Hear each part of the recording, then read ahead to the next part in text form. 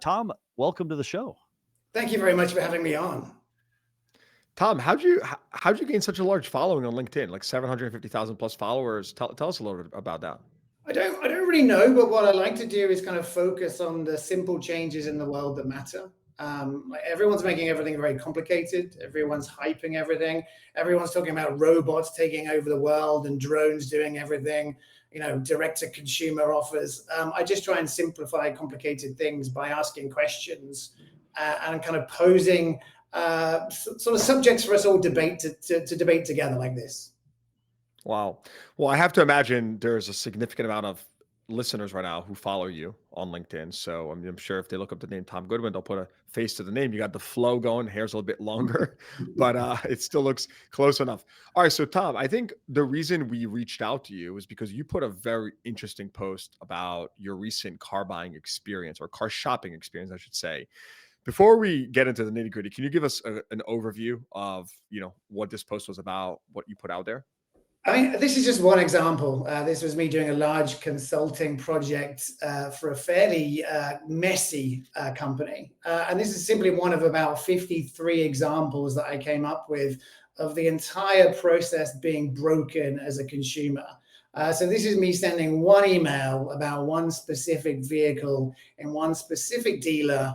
And then within about 2 hours, I think I had about 6 different sort of replies, some of which were from AI, some of which were obviously from a kind of an outsourced customer service center, all of which seemed to have kind of different names, different job titles. It appeared that most of them were not really actual people, and none of them would ever answer my questions. I mean, again, I was being quite sneaky here because this is part of a consulting exercise, but I was deliberately asking questions I knew to be easy, but I knew to be slightly annoying, and no one would ever reply to me. And this, for me, as an individual circumstance, it's not sort of life-changing, but it's sort of representative of an industry that has adopted so much technology and so much complexity and has so many different KPIs and so much in the way of best practice. It just completely ignores what it is to be a human being just trying to do simple stuff. Yeah. So I think for those that are not watching this and are listening, right, we just shared on the screen a screenshot from your LinkedIn post where you literally put, like 7 or 8 side by side images or emails where people from, in this case, this happens to be, we're going to call them out, I guess, Kendall, Chrysler, Dodge, Jeep, Ram. What, what, Um, and, what, and which, Go by the ahead. way, Yossi, just for to all my friends at Kendall, this was not targeted anyway. And I'm curious, No, Tom, obviously. is this the Kendall that is in Washington State? Is it in the Northwest, Pacific Uh, Northwest? this is in Florida. This is kind of one of my local car dealers. Okay, And you went local. All right. yeah, Yeah, very I good. mean, Okay. my point here is, I understand the car industry, and I know that there's sometimes inefficiency in the process because it works for the dealers, and that's fine. I don't expect a kind of direct-to-consumer Tesla-like experience. What I'm really interested in is the degree to which incentives are not really working for anyone, and the level of kind of friction, the level of complexity, the kind of chasing of the wrong KPIs is just making it very difficult for everyone. And I think there's a much better way to do this. So Tom, what do you think here when you say, so two things? Number one, you said you did this as a consulting. Who are you consulting for? Probably need to be careful about sort of NDAs, but a very large OEM. Ah, okay. So you're consulting for an OEM. Interesting. Yes. And so give us a bit more context here. You literally went on the website. Did you fill out one lead and get 8 responses? Like what actually happened tactically? I mean, this was part of a very extensive piece of work where the hypothesis was basically technology is amazing and it can do incredible things. Car dealers are absolutely wonderful, well-intentioned, and they do an unbelievably good job of shifting metal. I am a kind of marketing and operations expert. It's not my job to tell people how to sell cars, but let's go through the entire process of researching vehicles, finding car dealer websites, putting out interest, going along to the store and seeing what happens. And as I said before, this was just one of about 53 fairly dramatic circumstances of the machinery not really working for anyone. When you go to a car dealer and you see about 12 people moronically scrolling through their phones because they're bored, When you go into the sort of back room and you see a sort of whiteboard with sort of writing all over it, and you know, people writing down hot leads that day. When you log into their computer systems and you see, you know, databases that don't talk to each other, you don't come to this and think, you know, these are idiots or they don't know what they're doing. You think these people need help. They've been sold on technology that doesn't quite work. Everything's being added to, so that the actual experience of going on a car dealer website today is to be a sort of attacked. You get attacked by people throwing $50 at you if you fill in a lead form. You get attacked by employee pricing. You get attacked by the offer, you know, from the chat bot to ask for your phone number so someone can fill in a lead form. The entire thing has followed the sort of course of least resistance to the obvious KPIs. And I think any normal person going through this process, you know, they want to kind of throw up a white flag and just say, just tell me when it's open and I'll go along and I'll talk to someone. I want to have a conversation with someone that knows what they're talking about. Again, this is not critical of the industry. It's critical, or the people within it. It's critical of the way that we're using technology to kind of get in the way rather than help us be better at our job.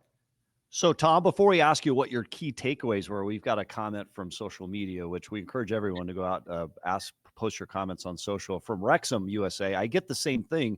Unsure if they're using a CRM, but multiple salespeople contacting the same lead. It's not a good look. And Wrexham is right? Well, I want to understand. I want to get a little. So, a couple of things. Number one is you're correct that the vendors in the industry that specifically work on a dealership website, their incentives are at conflict with you in many cases because they want to show that they're bringing value, which means putting it in front of the consumer, getting a conversion. And sure, you get the conversion, but eventually you layer on, like you said, 10 different tools, pop-ups on your website, and you're harming the customer experience, right? So short term, you might get another sale. Long term, you know, it's going to be tough to kind of retain that business. What's the solution, right? You are an expert. Clearly these, you know, OEMs are tapping you to help them with this stuff or how to think about, like, what is the solution? How does the industry solve this? I mean, so two things here. The first of all is we only ever measure the good things that happen. You know, the moment it appears there may be like an incremental sale, about 37 people are going to have a glass of champagne that night because they're going to take credit for that. The moment someone gets so pissed off, they unsubscribe. The moment that someone blocks your email, the moment that someone never comes back to your website, we have no interest in knowing that. What needs to happen is people need to step back. I mean, it's a kind of curious irony in the world, but the worst people in the planet are knowing what it's like to buy a car are the people who work for an OEM because they've not bought a car for the last 27 years. Their assistant has bought the last 7 cars for them.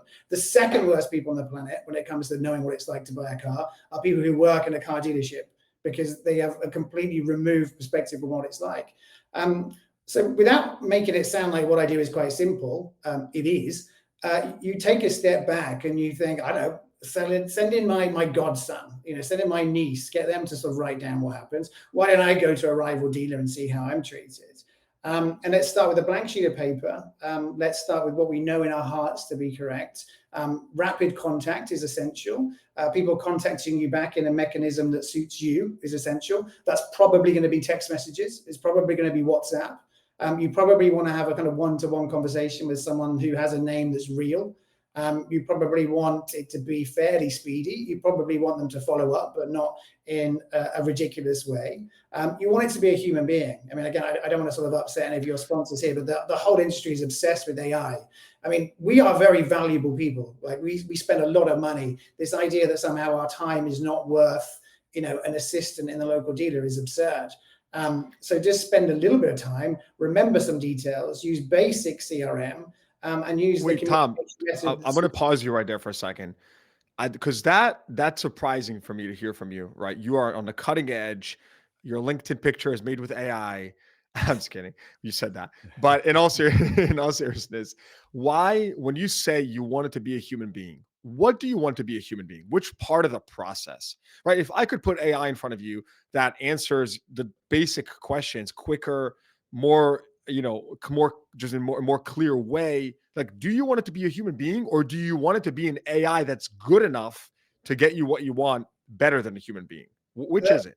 The very blunt sort of answer here is that everything in consulting, the answer is it depends, because automation at scale is unbelievably good If you want to sell like software as a service with a 99% margin to 1 million people, you don't want some guy smiling and dialing. If you're trying to sell like $100,000 worth of metal to someone that's been looking forward to this moment for the last 3 months and has a picture of this vehicle from 29 years ago, they deserve the kind of dignity. They deserve the respect. They quite like it. I mean, there's this really bizarre thing about buying a car where people love cars. The average person likes going to a sort of a car museum and looking around vehicles. The moment they go into a car dealership, they clam up because they know they're going to be sort of attacked on different directions. We need to completely change that. Like everything about this process should be great. As a seller of vehicles, it should be nice to talk to people. It should be better to be talking to a potential customer than to be on Instagram in the car dealer. So I'm not saying that AI doesn't have a part of this role. Things like follow-up, things like service bay requests. Some parts of the process should be automated. The idea that AI can kind of bubble up information, it should be sensible that the person selling the vehicle can see when they last came into store, if they've already got a vehicle with them. As much information as possible should be bubbled up to make them better at their job.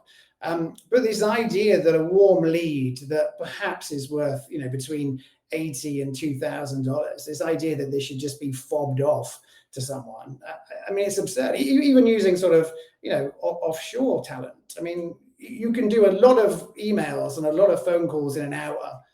You could pay someone $1,000 an hour and it would be more profitable than any other form of lead contact. Tom, how did you buy your last car?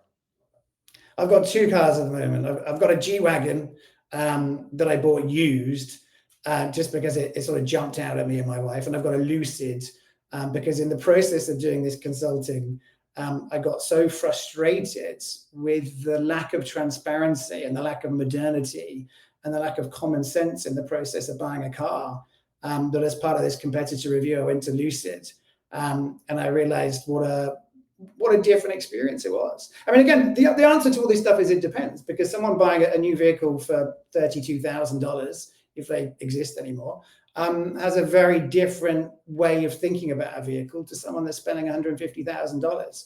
But I think what is consistent across this is people want to be remembered. They want to be given a bit of dignity. They want to be helped. They want someone that is pleasant. And actually remarkable things happen when you are a human being and you treat people with respect. Empathy is the key to all of this. About 82% of people shop for a vehicle based on a monthly price. But yet every single car dealer's website refuses to show any vehicle's prices per payment. They focus on the sort of cash price. It's just little things like that, Tom, I wonder if part of what you're saying really points to the importance of carefully crafting that consumer experience online, just as we do in the brick and mortar. Because, we've seen a trend. I've understood there's a trend in the industry where actual digital leads are going down because consumers are more reticent to actually submit them because they don't want the barrage that you just experienced. They want a thoughtful, personalized response back, and not enough. I would propose that it's possible not enough of us in the automotive experience exactly understand what happens when that lead gets submitted and how all these different systems interact with your CRM and your DMS and your different lead provider websites. Like, this activity that you've done is enormously useful for the industry because it really underlines the importance of dealers testing this every now and again to see what the response is and making sure that response matches exactly what you want to have happen on the other side. And I think you're right, Tom. I think there's some consumer fatigue out there with 7 responses from different various people to a simple response rather than just human connection, right? People want to connect individually. And Sam, I want to add also that, like, Tom, your perspective is it's a very sober perspective, because you're not coming on and just saying like, the dealer sucks or, buying online sucks. You're actually saying, no, like, I think a majority are actually well-intentioned, but there's this, lack of, incentive issue, too much technology, I will say that I was on a flight yesterday and a guy turned towards me, put his hand on my shoulder, and he said, Yossi. And I looked at him like, oh my God, what's up? I was a dealer. And we started having a conversation, and, we were talking about our, what we do at Car Deals From Guy. And we have one of our subsidiaries here called CDG Recruiting. And when we were talking about that, he said, hey, he said, "Can you help me? Can you help me find salespeople?" And he said, "I don't need management." He's like, "That's easy." He's like, "I need salespeople." And I'm thinking about this as we're having this conversation because it's those roles that are actually the toughest, right? When you say give personal touch and really work with the client professionally and give them the time, like it's actually those are the roles that are toughest to fill. It's not the high paid manager that not to say that manager is easy to fill, but the point is like it struck me when he said, "Hey, I just need salespeople. I don't need management. I got management. I can find management. I can pay management, but salespeople is a tougher one." And it begs the question, right? Like how could the industry, what can the industry do to groom better salespeople, right? Can AI help them create better salespeople by eliminating some potentially low value tasks so they can spend more time with the customer on higher value tasks? I don't know, but it just gets me thinking with this conversation. I think part of the problem is the way that we have automated elements of this industry and the way that we focused on KPIs. A lot of jobs that actually used to be really pleasant, human feeling jobs with a lot of variety and where you felt like you were part of something, they've kind of turned into the process of doing whatever it takes to hit the KPIs. And I think a lot of KPIs are fantastic at diagnostics and they're fantastic at seeing where the problems are. But the moment that they become the thing that we all do, our jobs go from selling vehicles, which is a great job, to phoning up 100 people, to getting 13 people to fill in the form, to making sure that we have 100 people with this credit score that go to this website. And then those jobs become robotic and they become boring. And actually those jobs become highly susceptible to AI. I think what I always say is quite naive, which is how do we take a step back? How do we look at how technology has changed the way that we behaved? How has it changed consumers' expectations? How has it changed the possibilities of what these websites could be and what these booking flows could be? And then let's start with a blank sheet of paper and think what kind of experience would we create? And it probably would involve AI in the background. It would involve dealer management systems that talk to each other. It involve AI to generate images of vehicles rather than real pictures of vehicles. I know what the research shows that real pictures of real vehicles is what people want, but they don't because they'll buy more cars when they look nicer. And we need to have this sort of scorched earth policy where we go through this whole process and we create something that's better. And that will work better for dealers. It'll work better for the people who work in dealers. It'll work better for customers. And it'll work better for the OEMs. And I think it's quite exciting to have the chance to make this happen. Tom, give us wrap us up with like a prediction for the industry. And I want you, and not like I'm not looking for some like super like crazy hyperbolic soundbite. I actually want to understand like, are you do you think we're just going to see technology consolidate and dealers will not use 70 systems, they'll use 20 within 5 years? Like, where's the industry headed from here? I think it's going to take a while where things carry on in the wrong direction. The people who sell this software do an amazing job, and they create experiments which show really powerful data. And people want to choose things that are not the right answer, but they look like the safest answer because there's data behind them. No one gets fired for hiring IBM. Precisely. So we've got about 1 or 2 more years of more and more systems that get more and more messy. And then we'll see about 1 more year of people inventing systems to wrap up those systems to make them work. And then we'll probably see a very slow return back to a more simple and customer-centric system. But industries change remarkably slowly. And it takes a while for kind of culture to shift. And I think to have the confidence to decline this technology, like it'd be amazing as a dealer group to run a sort of A/B test where you have one dealer that has all of the technology and you have another dealer where people are forced to use kind of leather books and Parker pens and this thing called a memory. And it'd be wonderful to kind of compare results from those two. My sense is that as time goes on, we get more and more obsessed with trackability and showing how we made success rather than actually creating the success. And therefore, over time, you have to become braver and braver to be the person that says no to that stuff and just says, you know what, like I'm good at my job. I sell more vehicles. I upsell people on vehicles. I build a trust. I make people more likely to bring in members of their family next week. And those are things that can't be measured, but trust me, they work. So Tom, as you finish up this survey, this unnamed OEM, I am curious, did they listen to you? Do you have they heard this message of fragmented systems and responses and implementation of AI? Did they listen? Well, I mean, as all three of us know, OEMs are not the people who get to call the shots when it comes to how dealers work. There's a big process underway to try to figure out how OEMs can make recommendations that are thoughtful and practical, and who quite has the power in these things. Is quite an interesting thing. I think traditionally OEMs have thought that their job was to just get the vehicle off the production line, and it wasn't their job to do anything else. I think increasingly as a customer, you have the direct to consumer experience of a Tesla or a Rivian, or a Slate, and increasingly people are choosing these vehicles. I think I've spoken to you about this before online, Yossi. People don't choose EVs because they're trying to save the planet. People choose EVs because the price is really clear and they're not going to have someone that tries to upsell them. And I think people massively underestimate the friction of uncertainty. And when you see employee pricing and then you go in and that's not applicable to them, and when you go in and you see, the monthly offer that actually is based on a different deposit, it just creates this sort of aura of kind of mysteriousness and distrust. And I actually think, a lot of the direct-to-consumer models are based much more on a sense of efficiency and predictability, and honesty, really. Well, Tom Goodwin, we absolutely appreciate having you here with us today. A couple comments as we wrap up. As a Welshman living in the U.S., you won't find anyone else say modernity as eloquently as Tom. So you should perhaps say that one more time. But Tom Goodwin, we appreciate you having you on this episode of the show. Thanks for sharing your perspectives with us. Thanks for having me. Appreciate you, man.